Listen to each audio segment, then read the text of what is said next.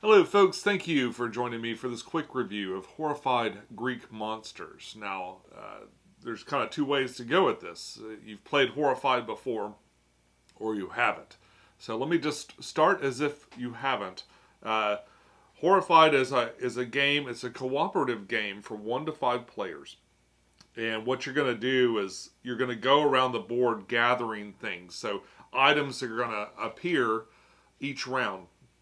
And they're drawn randomly from this bag, and labeled on these items are locations that you can go to on the map.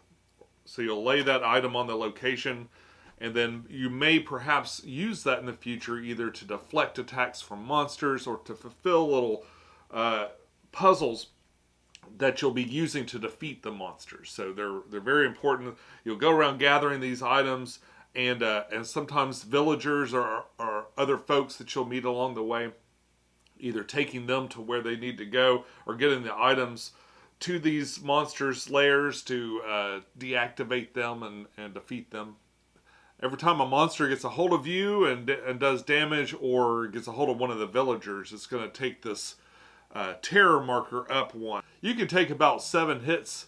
You can get bitten about 7 times with the monsters. That's you and whoever else is with your party, and then that's it. You also have a monster deck, so every time you take a turn, the monster is going to take a turn. And if you run out of cards in your monster deck, then you also end the game. In fact, that's how Holly and I lost just yesterday. So you can't take too long to figure out how you're going to defeat the monsters. You really need to concentrate on getting the items that you need over to the puzzles and working them out. Horrified is a fun, family weight game. It is cooperative.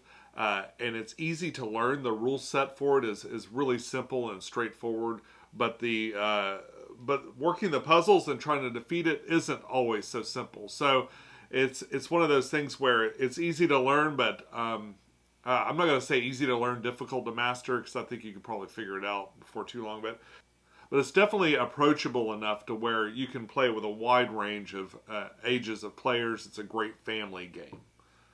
And although it's got monsters, there's no gore, there's nothing scary in particular about any of these things. If anything, it might be a great way to kind of teach a little bit about Greek mythology. Not so much telling the stories, but perhaps, some name recognition and kind of learning a little bit about where certain monsters come from in mythology. Okay. Not that cryptid knowledge is always that important, but it is kind of interesting. A lot of these are stories that have been told for thousands of years. So it's kind of cool to see them represented this way. So on the monster turn, they're going to flip a card and they're going to come after you. There'll be icons on here that sort of indicate which monster is activated. And so it's sort of it's almost like those solo AIs you see in so many games, but it's really simplified and easy to figure out. Once that monster gets to you, there's some dice that are going to be rolled so you can see if they've hit or activated their special power or something like that. And because there's dice, it's a little bit of a luck thing built in, and they use this dice mechanism for some of their challenges and stuff that you have to do to overcome the monsters as well. Adding luck in there is kind of a turnoff for some folks. That being said, some people really enjoy that gamble, and I and my wife both like rolling dice and just kind of relying on fate to get us through some of the sticky situations.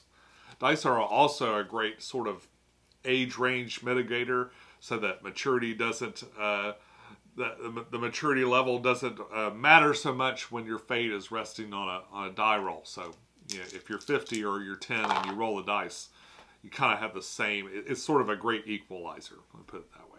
If you've already got Horrified, this is much the same. Like the rule set seems it's almost exactly the same. I've only got the original copy, the very first version of the game. I don't have the American monsters, but I think what I noticed when I looked at American monsters too is there are different puzzles to sort out for the monsters. But all the other rules are kind of the same. The board looks very much the same. It's really easy to float from one of these games to another. And if you've already got Horrified and you like it, but maybe you'd like some new puzzles, these are great. This is I really enjoy these. It's amazing to me how many different ways they can come up with to kind of gather these tiles and interact with the boards and stuff. All the monsters come with a plastic figure, and the miniatures on this, it does have miniatures of the monsters specifically. They're nothing to they're not bad per se, but they're not the kind of thing like if you're a miniature enthusiast. I'm not dying to paint these necessarily. They're big, chunky, it feels like kind of the Milton Bradley 80s style miniatures. They're okay and they're fun, but they're not something I'm looking to paint necessarily. Although I have seen a few painted up. These seem better than the first versions. Like the first game, I didn't even want to attempt to paint those. These, some of these, I'm a little tempted because they're pretty neat. The monsters come with like a little board here. This board on the back describes the setup for all the different monsters. So you can take a monster that you're not using and look at the back of it to set up all the monsters. And on the front of this monster, it's going to tell you some things like its special maneuver. Every monster kind of has a special ability. And then it lays out kind of the way you're going to have to interact with these tiles to defeat it. Like in this one, you've got to get to all these temples. And if you put something down from a temple in each one of these on here, you can defeat this guy. So you got to visit the 4 temples and put one item. And the strength of that item, I forgot to mention that each of these items has a number right in the middle of it that explains the power invested in that item. So you can take those and put them here. We were putting really small ones on all this, but you got to read the very bottom. So once you've done that, you can defeat the monster, and then the very bottom tells you how to do the final death stroke to take it out. And this one is going to add up all these numbers, and you've got to get a cumulative score of 30 with those items to defeat it. So we were putting the really small ones on here, or we maybe should have been putting the bigger ones on to make that 30 number a little easier to get to.